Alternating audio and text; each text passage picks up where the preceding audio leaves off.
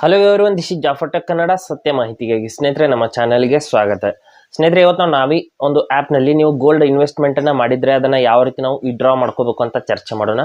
ನೀವು ನಾವಿ ಗೋಲ್ಡ್ನಲ್ಲಿ ನೀವು ಹಣವನ್ನು ಇನ್ವೆಸ್ಟ್ ಮಾಡಿದಿರಾ ಅಂದ್ಕೊಳ್ಳಿ. ಆ ಒಂದು ಹಣವನ್ನು ಯಾವ ರೀತಿ ಕೇವಲ ಒಂದು 10 ರಿಂದ 15 ನಿಮಿಷದ ಒಳಗಡೆ ಯಾವ ರೀತಿ ನಾವು ಮರಳಿ ನಮ್ಮ ಬ್ಯಾಂಕ್ ಅಕೌಂಟಲ್ಲಿ ಪಡ್ಕೋಬೇಕು ಅಂತ ನಾನು ಸಂಪೂರ್ಣವಾಗಿ ಇವತ್ತು ಹೇಳ್ತೀನಿ. ಹಾಗೆ ನಮ್ಮ ಚಾನಲ್ಗೆ ಮೊದಲು ಬಂದಿದ್ದರೆ ದಯವಿಟ್ಟು ನಮ್ಮ ಚಾನಲ್ನ ಸಬ್ಸ್ಕ್ರೈಬ್ ಮಾಡಿ ಮತ್ತು ಪಕ್ಕದಲ್ಲಿರುವಂಥ ಬೆಲ್ ಐಕನನ್ನು ಪ್ರೆಸ್ ಮಾಡಿ ನಮ್ಮ ತಂತ್ರಜ್ಞಾನ ಆಧಾರಿತ ಬೃಹತ್ ಕುಟುಂಬದ ಸದಸ್ಯರಾಗಿ. ಸ್ನೇಹಿತರೆ, ಇಲ್ಲಿ ನಾವಿನಲ್ಲಿ ಯಾವ ರೀತಿ ಅಂತ ನಾನು ಸಂಪೂರ್ಣವಾಗಿ ಹೇಳ್ತೀನಿ ನೋಡಿ. ಇಲ್ಲಿ ನಾವಿ ಆ್ಯಪ್ನ ಮೊದಲು ಓಪನ್ ಮಾಡ್ಕೊಳ್ಳೋಣ. ಇಲ್ಲಿ ನೋಡಿ, ನಾವಿ ಆ್ಯಪ್ನ ಓಪನ್ ಮಾಡಿದ್ದೀನಿ. ಈ ರೀತಿ ಓಪನ್ ಮಾಡಿದ್ದೀನಿ. ಮಾಡಿದ ನಂತರದಲ್ಲಿ ಇಲ್ಲಿ ಕೆಳಗಡೆ ಇನ್ವೆಸ್ಟ್ಮೆಂಟ್ ಅಂತ ಒಂದು ಆಪ್ಷನ್ ಬರುತ್ತೆ, ಅದರ ಮೇಲೆ ನಾವು ಕ್ಲಿಕ್ ಮಾಡ್ಕೋಬೇಕು. ಇಲ್ಲಿ ನೋಡಿ ಕೆಳಗಡೆ ಇನ್ವೆಸ್ಟ್ಮೆಂಟ್ ಅಂತ, ಅಲ್ಲಿ ನಾವು ಕ್ಲಿಕ್ ಮಾಡಿದ ನಂತರದಲ್ಲಿ ನಾವು ಇನ್ವೆಸ್ಟ್ ಮಾಡಿರುವಂಥ ಮ್ಯೂಚುವಲ್ ಫಂಡಲ್ಲಿ ಮಾಡಿರ್ಬೋದು ಅಥವಾ ಗೋಲ್ಡಲ್ಲಿ ಮಾಡಿರ್ಬೋದು. ಇಲ್ಲಿ ಇನ್ವೆಸ್ಟ್ಮೆಂಟ್ನಲ್ಲಿ ಹಣ ಎಷ್ಟಿದೆ ಅಂತ ಇಲ್ಲಿ ನೋಡ್ಬೋದು. ಇಲ್ಲಿ ತೋರಿಸುತ್ತೆ, ಮ್ಯೂಚುವಲ್ ಫಂಡ್ ಹಾಗೂ ಗೋಲ್ಡ್ ಎರಡನ್ನೂ ತೋರಿಸುತ್ತೆ. ನೀವು ಯಾವ ಹಣವನ್ನು ವಿತ್ಡ್ರಾ ಮಾಡ್ತೀರಾ ಅದರ ಮೇಲೆ ಕ್ಲಿಕ್ ಮಾಡ್ಕೊಳ್ಳಿ. ನಾನೀಗ ಗೋಲ್ಡ್ ಹಣವನ್ನು ವಿತ್ಡ್ರಾ ಮಾಡ್ತಾ ಇದ್ದೀನಿ. ಗೋಲ್ಡಲ್ಲಿ ಇನ್ವೆಸ್ಟ್ ಮಾಡಿರೋಂಥ ಹಣವನ್ನು ಜಾಸ್ತಿ ನಾನು ಇನ್ವೆಸ್ಟ್ ಮಾಡಿಲ್ಲ, ಕೇವಲ 10 ರೂಪಾಯಿ ನಾನು ಯಾವಾಗ ಹಾಕಿದ್ದೆ ಅಂತ ನನಗೆ ನೆನಪಿಲ್ಲ, ತುಂಬ ದಿನದ ಹಿಂದೆ ಹಾಕಿದ್ದೆ. ಇಲ್ಲಿ ನೋಡ್ಬೋದು, ಈಗ 11 ರೂಪಾಯಿ ಆಗಿದೆ ಸ್ನೇಹಿತರೆ. 17% ಅದಕ್ಕೆ ರಿಟರ್ನ್ ಸಿಕ್ಕಿದೆ. ಜಾಸ್ತಿ ಅಮೌಂಟ್ ಹಾಕಿದರೆ ಇನ್ನೂ ಜಾಸ್ತಿ ಸಿಗ್ತಿತ್ತೇನೋ. ಈಗ ಕೆಳಗಡೆ ಬಂದ್ಬಿಟ್ಟು, ಇಲ್ಲಿಂದ ಸ್ವಲ್ಪ ಕೆಳಗಡೆ ಬಂದ್ಬಿಟ್ಟು ಇಲ್ಲಿ ಸೆಲ್ ಗೋಲ್ಡ್ ಅಂತ ಒಂದು ಆಪ್ಷನ್ ಇರುತ್ತೆ, ಅದರ ಮೇಲೆ ನಾವು ಕ್ಲಿಕ್ ಮಾಡ್ಕೋಬೇಕಾಗತ್ತೆ.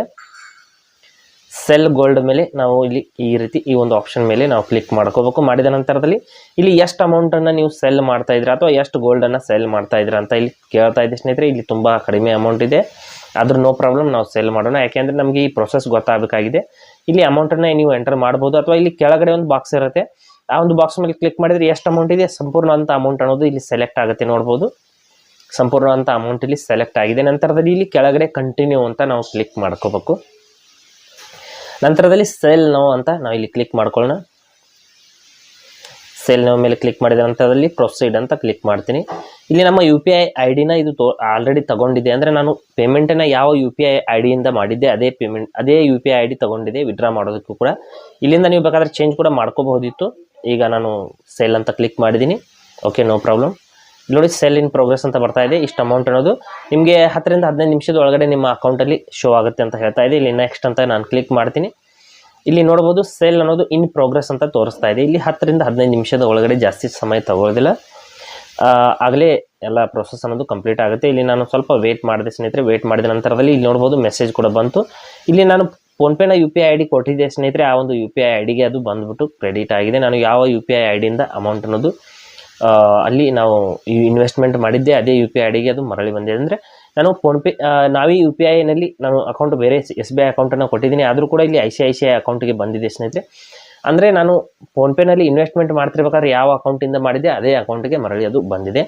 ಈ ರೀತಿ ನಾವು ನಾವಿನಲ್ಲಿ ಇನ್ವೆಸ್ಟ್ಮೆಂಟ್ ಮಾಡ್ತಿರ್ಬೇಕಾದ್ರೆ ಯಾವ ಒಂದು ಅಕೌಂಟನ್ನು ಕೊಟ್ಟಿದೆ ಅದೇ ಅಕೌಂಟ್ಗೆ ಅದು ಮರಳಿ ಬಂದಿದೆ. ಈ ರೀತಿ ನಾವು ನಾವಿ ಗೋಲ್ಡ್ನಲ್ಲಿ ಇನ್ವೆಸ್ಟ್ ಮಾಡಿರುವಂಥ ಹಣವನ್ನು ಈಸಿಯಾಗಿ ವಿತ್ಡ್ರಾ ಮಾಡ್ಕೋಬಹುದು. ಹಾಗೆ ಸ್ನೇಹಿತರೆ, ಕೊಟ್ಟಿರೋ ಮಾಹಿತಿ ಸಂಪೂರ್ಣ ಮತ್ತು ನಿರೂಪಣೆ ಮಾಡಿದೆ, ಶೈಲಿ ಉತ್ತಮ ಅಂತ ಅನಿಸಿದರೆ ವಿಡಿಯೋನ ಲೈಕ್ ಮಾಡಿ ಮತ್ತು ನಿಮ್ಮ ಸ್ನೇಹಿತರಿಗೂ ಕೂಡ ಶೇರ್ ಮಾಡಿ.